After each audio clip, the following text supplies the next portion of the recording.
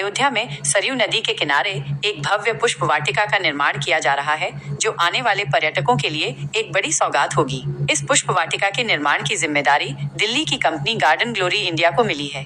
मुख्य बातें: स्थान सरयू नदी का किनारा, अयोध्या। निर्माण company garden glory India of Delhi. उद्घाटन निरीक्षण: पर्यावरण दिवस के अवसर पर उत्तर प्रदेश के मुख्यमंत्री योगी आदित्यनाथ ने इसका निरीक्षण कर पौधारोपण भी किया था।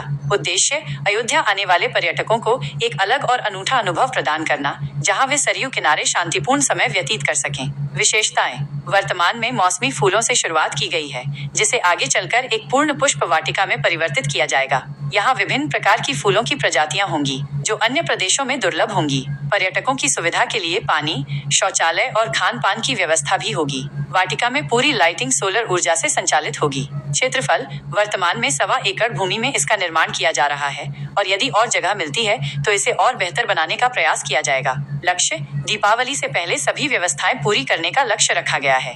गार्डन ग्लोरी इंडिया के सीईओ कौशलेंद्र अग्रवाल ने इस अवसर को सौभाग्यशाली बताया है और कहा है कि उनकी कंपनी अयोध्या को एक अद्वितीय पुष्प वाटिका देने के लिए प्रतिबद्ध है, जो यहां आने वाले राम भक्तों को एक यादगार अनुभव प्रदान करेगी।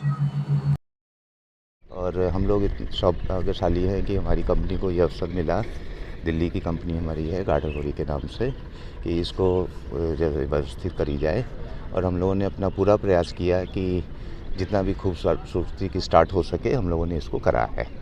मेन तो अभी तो सीजनल फ्लावर से स्टार्ट किया गया, तो आगे इसमें केवल और केवल इसको पुष्प वाटिका में ही कन्वर्ट किया जाएगा। विभिन्न तरह के गुलाब, विभिन्न तरह की बल्ब के थ्रू फ्यूचर में हम लोग इसको ट्यूलिप गार्डन में कन्वर्ट करेंगे इस साल के अंत तक, विंटर टाइम में। का सबसे बड़ा रोल है, और नॉर्थ इंडिया से अच्छा कोई वेदर नहीं होता विंटर में ख़ास तौर से।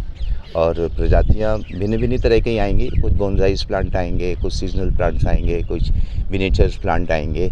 बट मेन जो पर्पज़ इसका ये रहेगा कि आदमी को ये लगे कि अगर वो अयोध्या में आया है तो उसको कुछ एक अलग तरह की चीज़ दिखे, जो बाकी प्रदेशों में शायद उसको ना मिल रही हो।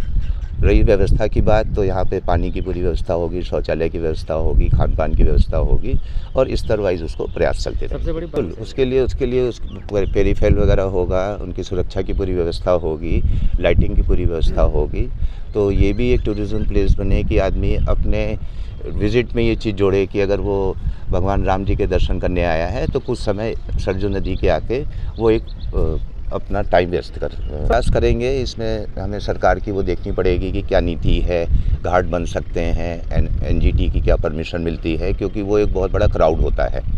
तो उसको एक बार प्लानिंग करके कि किस तरीके से उसको व्यवस्थित भी हो, और हाँ, अवसर ज़रूर पूजा पाठ की व्यवस्था का इंतजाम किया जा सकता है। जो टारगेट लेके चल रहे हैं सितंबर और before Diwali, mid of October तक पूर्ण व्यवस्था हो जाएगी। और एरिया भी हमें नगर निगम की तरफ से आश्वासन मिला है कि अगर आपको थोड़ी बहुत जगह और चाहिए तो हम लोग इसको और भी बढ़ाने का, बहुत उनका सौभाग्य है। उन्होंने हम लोगों के नगर निगम के कर्मचारियों का, पूरे प्रशासन रहा, और हम लोग प्रशासन के साथ पूरा सहयोग कर रहे हैं। प्रशासन हम लोग को पूरा सहयोग कर रहा है। प्रशासन का तो पूरा सहयोग, हम लोग और भी प्रांतों में और भी एरियो में काम कर रहे हैं। हम लोग रामपथ धर्मपथ को भी नवीनीकरण का प्लान कर रहे हैं। प्रशासन का पूर्णतः सहयोग है, चाहे वो वन विभाग हो, चाहे वो अयोध्या विकास प्राधिकरण हो, नगर निगम हो, सभी अधिकारियों का पूरा सहयोग है सारी टीमों के साथ।